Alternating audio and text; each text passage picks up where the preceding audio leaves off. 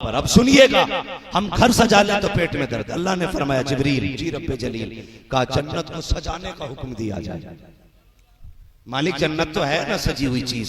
कहा हाँ है, मगर हम चाहते आज महबूब आने वाला है, जन्नत को हर दिन से ज्यादा हसीन बनाया जाए। सुभान अल्लाह। जन्नत को 16 श्रृंगार कराए गए और सजा दी गई जन्नत, सारे दरवाजे खुल गए। रब ने फरमाया जिब्रील जी रब्बे जलील का अब हमारी हम्द का मिंबर लगाया जाए।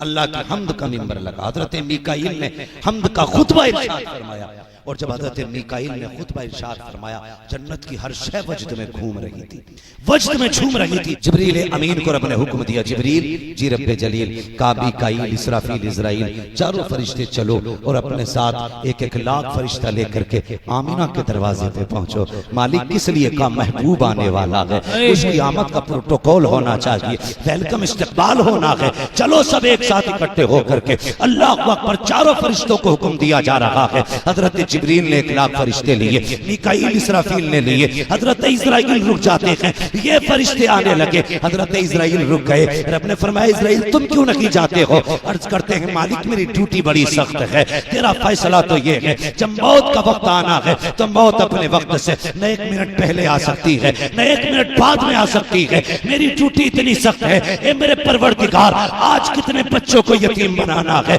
कितनी औरतों को बेवा बनाना है, कितनी माओ की गोद से उनका सहारा छीनना है, कितने बूढ़ों के बुढ़ापे की लाठी लेके आनी है, कितने घरों का चराग बुझाना है, कितनी औरतों की मांग का सिंदूर साफ करना है। ए मेरे मालिक, अगर मैं भी चला गया आज मेरी ड्यूटी का क्या बनेगा? रब ने फरमाया मलकुल मौत तुम नहीं जानते क्या, मेरा महबूब आने वाला है, और जानते हो जब तुम किसी बच्चे को लेके आओगे तो माँ रोएगी, बच्चों को लाओगे तो बाप रोएगा, बाप को लाओगे तो बच्चे रोएंगे, माँ को लाओगे परिवार रोएगा। ए मलकुल मौत आज महबूब आने वाला है। हम ये नहीं चाहते हैं किसी के घर से रोने की आवाज आए, हम ये नहीं चाहते हैं आज किसी की आंख में आंसू आए, इसलिए मलकुल मौत जाओ, आज हमने भी महबूब के सदक़े में तुम्हारी भी छुट्टी कर दी है, मरने वालों को आज जिंदगी की सौगात अता फरमा। सुभान अल्लाह, सुभान अल्लाह, बेशक बहुत खूब, बहुत आज मलकुल मौत की भी छुट्टी है, मरने वालों को जिंदगी दी जा रही है, मरने वालों को जिंदगी दी जा रही है। और अल्लाह ने महबूब के लिए ऐसे घर का इंतखाब किया जो सारे घरानों में अफजल था, ऐसी माँ का इंतखाब किया जो सारी माओं में निराली थी, ऐसे बाप का इंतखाब किया जो बाप सारे बापों में जुदा था। खुदा की कसम, एक यूसुफ को मिस्र का यूसुफ कहा जाता है, एक यूसुफ को मक्के का यूसुफ कहा जाता है।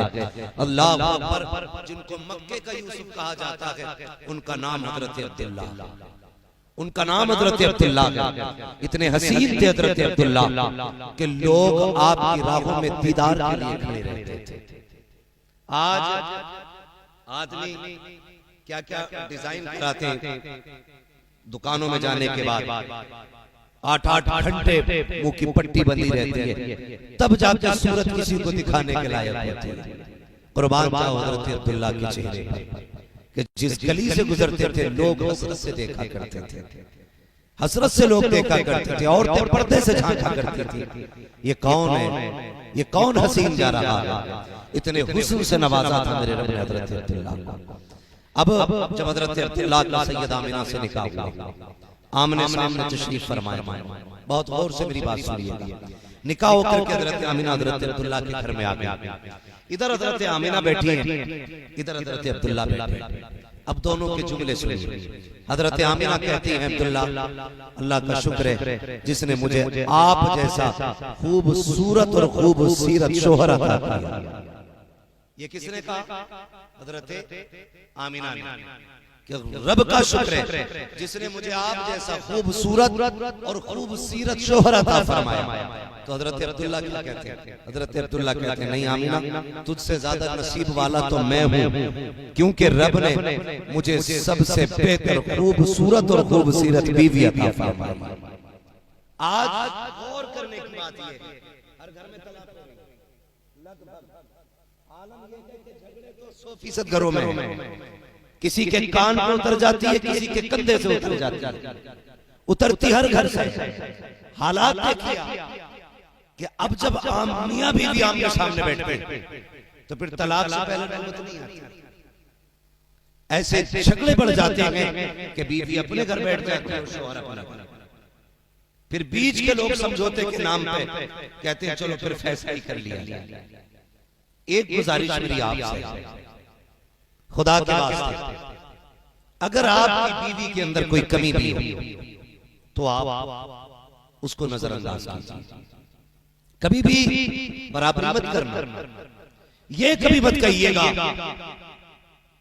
कि तेरी औकात क्या है, तू कौन है, तेरी हैसियत क्या है। एक दूसरे की तारीफ करें, इससे घर चलते। हमारे घरों के हालात बिगड़ने लगे, उसकी वजह यह है कि इसके सबसे बड़े जिम्मेदार हैं सबसे पहले ये निकाह कराने वाले लोग, जो शादी के बीच में बिचौलिए कहलाते हैं। बिचौलिए इधर क्या बोलते हैं? बिचौलिए बोलते हैं। बिचौलिया जो 500 रुपए और एक जोड़े के खातिर किसी के भी घर में आग लगा देते हैं। ये रिश्ते कराना बड़ी अच्छी बात है, ये सवाब का काम है, लेकिन खुदारा इसमें झूठ ना बोले, झूठ बोल के किसी के घर को बर्बाद ना करे। होता क्या जब रिश्ते की बात आती है ना, लड़की वाले की तरफ पहले जाता है ये बिचौलिया, कहता अभी देख के आ रहा हूं, अभी लड़के के लिए ना मुंबई से 80,000 डाले अपने अब्बा के खाते में, 80,000 डाले अभी। और रिश्ता होते होते पता चलता है, जब इधर 80,000 की खबर है तो लड़की वाला भी कह देता है यार जब इतनी अच्छी कमाई है ना तो फिर ऐसा करो 5 लाख हमसे ले लो, 10 लाख में ये रिश्ता करा दो। इस तरह से फिर रिश्ते कराए जाते हैं। जब निकाह होकर वापस आता है तो पता चलता है कि इसकी कमाई 15,000 रुपए महीने। जब 15,000 रुपए महीना की बात होती है तो फिर झगड़े। लड़की वाले कहते हैं तुमने झूठ बोला था कि तुम्हारा बेटा 80,000 कमा रहा है, तो कहते हैं तूने भी तो झूठ बोला था 10 लाख देंगे, तूने भी तो 3 लाख दिए। फिर यहां से आपस में रिश्तों में इख्तिलाफात पैदा होते हैं, और जब ये इख्तिलाफात आगे बढ़ते हैं तो फिर ये इतने बढ़ जाया करते हैं कि नौबत तलाक पर आ जाया करती है। जिंदगी ऐसे न गुजारो कि घरों में झगड़े पैदा हो। अल्लाह ने तुम्हारे हिस्से में जिसको मुकर्रर किया है उसके साथ जिंदगी सुकून के साथ गुजारो। हजरत अब्दुल्लाह की जिंदगी देखो, सैयदा आमिना की जिंदगी देखो। कहती है आमिना, कहती है अब्दुल्लाह मैं बड़े नसीबों वाली हूँ, खुदा ने तेरे जैसा जवान मेरे मुकद्दर में लिखा है। हजरत अब्दुल्लाह कहते हैं आमिना मैं तुझसे ज्यादा नसीबों वाला हूँ, मुझे तेरे जैसी शरीक हयात रब ने अता की है। अल्लाह अकबर। अभी कुछ माह गुजरे थे कि जिंदगी हंसी खुशी गुजर रही थी, चंद माह गुजरे थे। एक दिन हजरत अब्दुल्लाह हजरत अब्दुल मुत्तलिब के पास आते हैं, कहते बाबा जान मैं भी परदेश जाना चाहता हूँ, मैं भी कुछ कमाना चाहता हूँ, आने वाला दौर ऐसा होगा मेरे घर में बच्चा होगा, उसकी भी ख्वाहिशें जरूरतें होंगी, इसलिए मैं परदेश जाना चाहता हूँ। जैसे इतनी बात हजरत अब्दुल्लाह ने कही है, वालिद ने कहा बेटे मेरी तरफ से तो इजाजत है, अपनी बीवी हजरत आमिना से इजाजत ले लो। जैसे हजरत अब्दुल्लाह सैयदा आमिना के पास आए हैं, कहते आमिना कहा जी का परदेश जाने की इजाजत दो, मैं कुछ कमाने जाना चाहता हूँ, मैं बिजनेस के लिए जा रहा हूँ, तिजारत के लिए जा रहा हूँ। हजरत आमिना ने इतना सुना आंख में आंसू आ गए, कहने लगे मेरे सरताज अभी जिंदगी के कितने लम्हे साथ गुजरे थे, अभी कितने दिन गुजरे हैं, अभी तो दिलों की हसरतें मुकम्मल लगी हुई है। अब्दुल्लाह भी मैंने जी भर के देखा नहीं है, इतनी जल्दी जुदाई की बातें कर रहे हो। कामिना जल्दी इजाजत है, मैं फिर वापस आऊंगा, वादा करता हूँ तेरे हाथ की पकी रोटी भी खाएंगे, तेरे साथ बैठ करके मोहब्बत भरे लम्हे भी बिताएंगे। अल्लाह अकबर। हजरत आमिना ने हजरत अब्दुल्लाह को इजाजत देती है। जैसे हजरत अब्दुल्लाह परदेश जा रहे हैं, जहाँ तक हजरत अब्दुल्लाह नजर आए हैं, सैयदा ने खड़े होकर के अपने सरताज को जाते हुए देखा है। अल्लाह अकबर। कुछ दिन बीत जाते हैं, कुछ वक्त गुजर जाता है, इधर हजरत आमिना हजरत अब्दुल्लाह की वापसी के इंतजार में है। जब वो वक्त करीब आया जिस वक्त में हजरत अब्दुल्लाह को पलट करके आना था, हजरत आमिना इंतजार कर रही है, वो दिन आने वाला था। आप कहते हैं बाबा कहा जी का मेरे अब्दुल्लाह का पता नहीं चला है, चाहिए किसी से पूछो तो सही मेरे अब्दुल्लाह अभी तक आए क्यों नहीं है। हजरत अब्दुल्लाह के इंतजार में सैयदा आमिना क्या करती है, एक दिन घर में सफाई की है, खाने के इंतजाम में लग जाती है। हजरत अब्दुल मुत्तलिब ने कहा था ए बेटी आमिना बता तो सही ये क्या कर रही रही हो? कहा अब्बा आज अब्दुल्ला आ सकते हैं, मैं इसलिए घर की सफाई कर रही हूँ, मैं घर में इंतजाम कर रही हूँ।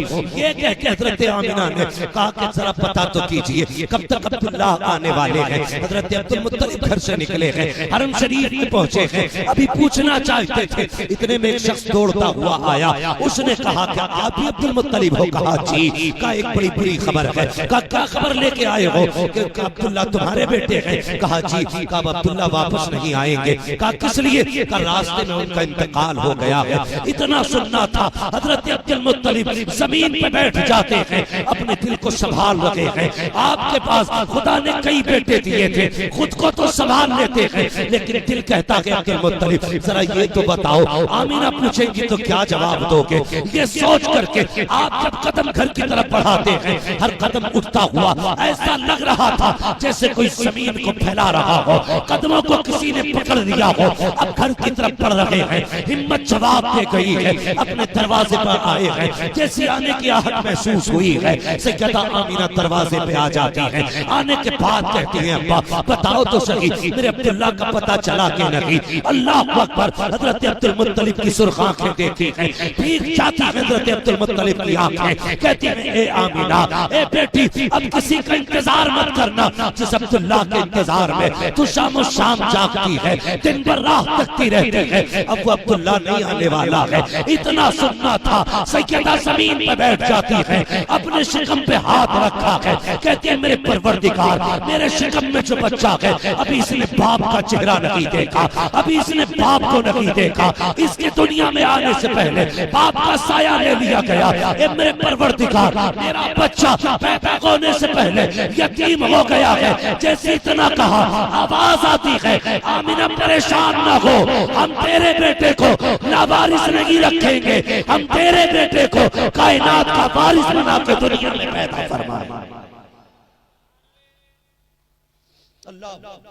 ये हजरत अब्दुल्ला, हजरत अब्दुल मुत्तलिब, हजरत अब्दुल्ला की मौत की खबर हजरत अब्दुल्ला के घर आई है। सैयदा आमिना की वो जिंदगी के लम्हे याद रखना। मैं एक बात पहले कहना चाहूंगा, जहां तक मेरी आवाज जा रही हो, और बेटी वालों तो मेरी बात नोट करके लेके जाना, अपनी बेटियों को ये सबक दे देना, कभी शोहर को बद्दुआ ना देना, कभी शोहर के खिलाफ कोई गलत जुमला न कहना। खुदा की कसम शोहर शोहर हुआ करता है, शोहर शोहर हुआ करता है। जब कभी झगड़ा होता है कितनी आसानी से औरतें कह देती हैं जा पलट के मत आना, मुझे तेरी सूरत भी अच्छी नहीं लगती है, मैं तुझे देखना नहीं चाहती। ए मेरी बेटी मेरी बहन, तुझे खुदा का वास्ता शोहर शोहर होता है, इसे बद्दुआ न दे, बल्कि ये घर से निकले मुसल्ला बिछा के सजदे में सर रख के अपने रब से दुआएं किया कर। मालिक सुहागन के जोड़े में छोड़ के गया है, सुहाग के जोड़े में मालिक ने लाना, ये दुआएं मांगा करो। वरना हमने देखा है अगर शोहर चला जाता है तो वो औरतें जिनकी हुकूमत घर में चला करती है,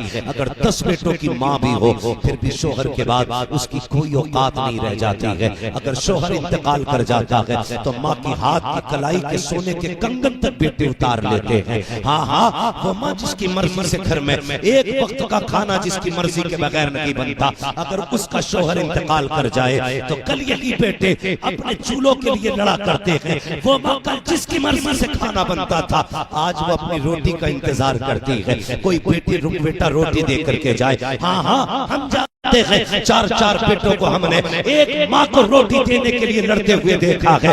ये कहते सुना है आज बारी तेरी है, आज बारी तेरी है। ए मेरी बहन, अपने शौहर की जिंदगी की सलामती की दुआएं मांगना। अगर ये सलामत है तो तू किसी की मोहताज नहीं रहेगी, अगर ये चला गया तो तेरी जिंदगी में दुखों की सिवा कुछ नहीं रह जाएगा। हाँ हाँ, तेरे घर के आंगन में वो नूरानी छत तो होगी, लेकिन इज्जत से रोटी देने वाला कोई ना होगा। तेरे बदन पे कपड़े तो होंगे, लेकिन उन कपड़ों की रौनक मिट चुकी होगी। तेरे सर पे दुपट्टा तो होगा, लेकिन उसकी जीनत जा चुकी होगी। हाँ हाँ, अगर शौहर का जनाजा उठा तो सिर्फ कमाने वाला नहीं, तेरी हजरतें कब्रिस्तान चली जाएंगी, तेरी ख्वाहिशें कब्रिस्तान चली जाएंगी। इसलिए मैं कहता हूँ कभी शौहर को बद्दुआ न देना।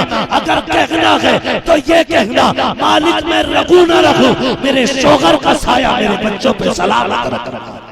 नारे तकबीर, नारे रिसालत, उलमाए अहले सुन्नत मसलके आला हजरत जश्न ईद मिलादुन नबी नाराए तकबीर नाराए रिसालत। इसका थोड़ा इको कम कीजिए और आवाज बढ़ा दीजिए इसकी, जो बात समझ में आए। तवज्जो है आप लोगों को, आज जरूरत है हम